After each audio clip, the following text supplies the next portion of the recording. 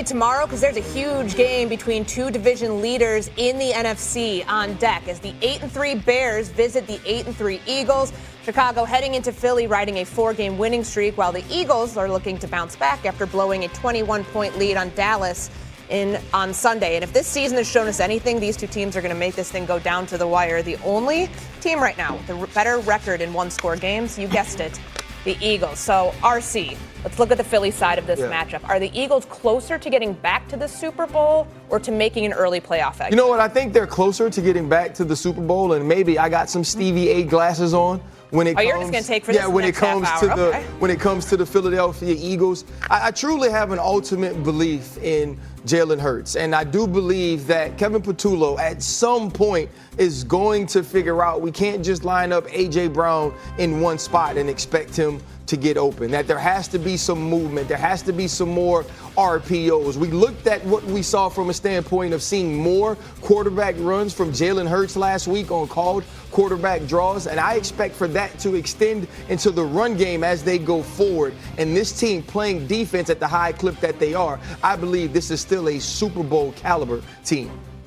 Stephen A is back. Respectfully to RC, yes, a little Stevie A here as well. I won't go nuclear on RC, but I will say I can't believe how wrong you are with this particular take, and I'm quite shocked that you would try to slide this over. I mean, we know that the Eagles are great at protecting the football. We also know that they're great at finishing, in the red zone because of the tush push. But just look at these numbers, and Mina, I'm sure you can appreciate where I'm coming from here. As I'm looking at the Philadelphia Eagles right now, 24th in the NFL in yards, 17th in points, 21 in rushing, 23 in passing, 27 on third downs, okay? This is what we're talking about here with this team. They're not what they used to be. And when you take into account what we're seeing in the NFC, the Rams, Seattle, to a lesser degree San Francisco, we can't ignore Chicago. We'll see what happens tomorrow. Detroit and Green Bay as well, with Dallas potentially on the come up. I don't know how RC can say such a thing, to be quite honest with you. And here's the other point, because RC brings up constantly, Jalen Hurts, and we got to be, we got to pay attention. This is a Super Bowl MVP. All right, we understand he's a Super Bowl champion. He's been to 2 Super Bowls recently. We know how special he is. Let's bring up Kevin Patullo then. I looked it up. I forgot. Please. You're the passing game coordinator for the last 4 years? This dude is not new.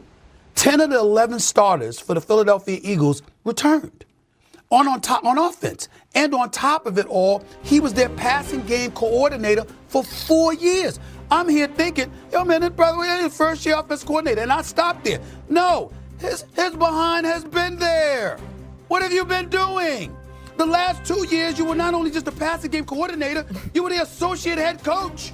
Okay? So you are the passing game coordinator for 4 years. You've been working with Jalen Hurts since 2021. Why are they having these problems? You got continuity, you got the same personnel, you've been working with the same quarterback. The only difference is now you got the official title as offensive coordinator, and all of a sudden you got these problems? That is not a good sign. So the answer to this question is that the Philadelphia Eagles, based on what we're seeing, not on faith, not on hope, okay, not on wish, just based on what we see, they are clearly more closer to an early playoff exit than a Super Bowl. Yeah, I agree with Stephen A. Stephen A., not Stevie A, now that we've got him back. I took a big sip of coffee right before RC, you started talking, and I feel like I deserve credit for not spitting it out on camera when you said, I believe Kevin Patullo will figure things out. It's week 13, brother. Like, what has this man shown us to indicate that he's going to figure things out? Trying to believe in him. Get on him, Mina. That's it? Get on That's him. all you got? Get on Orange Crush. That's all I got. Get on him. Get him. That's all you got. Keep going, Mina. Respectfully, Stephen A. makes some excellent points. He's been in the building. He knows these players. He's like a chef on Thanksgiving who's been given the best ingredients in the world, and he's rolling out the worst casserole you've seen every week. I like the Eagles. I think they're a playoff team. I love this defense. I believe in Vic Fangio. I believe in playoff Jalen Hurts. But until this offense shows me some consistency, not even over the course of, give me a hat, there's no reason to believe I can trust this offense going into the playoffs. And listen, you see what the Rams look like? I don't have to trust the offense. I just got to trust the players. And this is what we also have to understand. If you think about, let's think about the North, right? You got Green Bay, you got Chicago, you got Detroit.